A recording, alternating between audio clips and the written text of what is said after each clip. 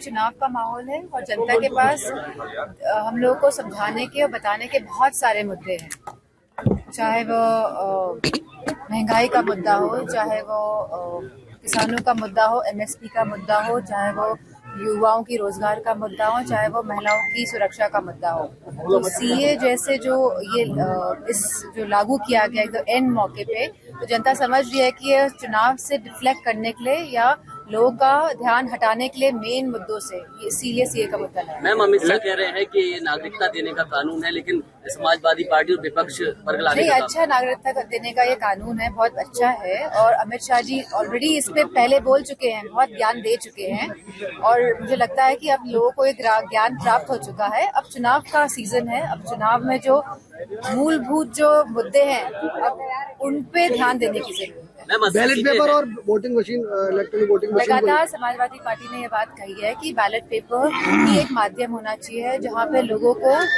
एक तरह का भरोसा होता है कि वो अपना वोट कास्ट करके आए हैं, डालकर आए हैं और उसमें कोई चीटिंग नहीं हो सकती है। तो लोगों के अगर मन में कोई शंका है तो मैं समझती हूँ सभी देश, दुनिया के जितने भी देश हैं, सभी बैलेट पेपर के माध्यम से ही चुनाव करते हैं। चाहे वो अंडर डेवलपमेंट कंट्रीज हो, चाहे वो पाकिस्तान हो, चाहे वो बांग्लादेश हो, चाहे वो चाइना हो, सब बैलेट पेपर के माध्यम से ही चुनाव हो रहे हैं। तो खाली भारत ही एक ऐसा देश क्यों बचे जहाँ पे अभी भी ईवीएम का प्रयोग हो रहा है। जब लोगों के मन में मंशाएं हैं तो मैं समझती हूँ सरकार को और सभी मशीनरीज को इस मंशाओं को दूर करके बैलेट पेपर से चुनाव। आरबीआई ने इलेक्ट्रल बॉन्ड को सबमिट किया। 6 से 7 सीटें इंडिया गठबंधन को दिखाई जा रही है। आपको क्या लग रहा है कितनी जो सीटें सर्वेज जो ज्यादातर होते हैं बीजेपी स्पॉन्सर्ड सर्वेज ही होते हैं। जिस तरह हमको देखने को मिला है बॉन्ड्स, जो बॉन्ड वाला जो मसला आया है और जो चंदा इतना मिला है बड़ी बड़ी पार्टियों को, तो मैं समझती हूँ इस तरह के सर्विस का कोई अभी कोई औचित्य नहीं है। आरबीआई ने इलेक्ट्रल बॉन्ड को लेकर मुख्यमंत्री ने ट्वीट किया है। सॉरी, बदायूं सीट पे चाचा शिवपाल चुनाव लड़ रहे हैं, चाचा जी, उसको लेकर मुख्यमंत्री ने ट्वीट किया है कि वहाँ चाचा भतीजे की लड़ाई छिड़ी हुई है। मैं समझती हूँ कि आदरणीय शिवपाल जी का जो कैंडिडेचर है बहुत दिनों पहले ही घोषित हो गया था, तो उस टाइम उन्होंने ट्वीट नहीं किया। अब जब मैदान पे हैं आदरणीय शिवपाल जी और मजबूती के साथ जो लड़ रहे हैं चुनाव और जो सीट निकल के आने वाली है भारी बहुमत से समाजवादी पार्टी ये सीट जीत रही है, तो कहीं ना कहीं खलबली मची है।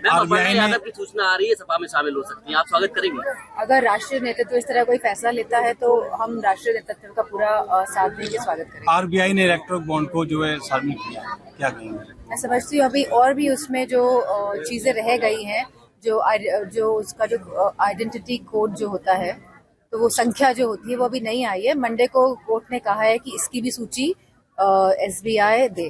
सीतारमण कह रही हैं कि इलेक्टोरल बॉन्ड पहले से बेहतर है। वो तो अपने पक्ष को सही साबित करने की पूरी कोशिश करेंगी। आपको क्या लगता है? मैं समझती हूँ एकदम क्लैरिटी आ जाएगी जब इलेक्टोरल बॉन्ड्स के जब ये आइडेंटिफिकेशन वाले जो ये नंबर्स आ जाएंगे कि किसने किसको चंदा दिया, चुनाव से पहले कितना चंदा मिला। तो ये अच्छी बात है, इस तरह की क्लैरिटी, ट्रांसपेरेंसी होनी चाहिए एक सिस्टम में। हमले में लोकसभा चुनाव में अगर भाजपा केशव प्रसाद मौर्य को चुनाव में उतारती है, समाजवादी पार्टी किस तरह की फाइट दे पाएगी, क्या लगता है? मैं समझती हूँ समाजवादी पार्टी मैनपुरी में बहुत स्ट्रांग रही है और हमेशा रहेगी, क्योंकि समाजवादी का जो बेसिक जो हमेशा से समर्पित रही है मैनपुरी सीट के प्रति और हमेशा से विकास के काम को ही हमेशा आगे लेके गई है और जो सही है समाजवादी पार्टी हमेशा उन्हीं के साथ खड़ी दिखाई दी है। तो मैं समझती हूँ कि समाजवादी पार्टी मैनपुरी में बहुत मजबूती के साथ चुनाव लड़ने जा रही है।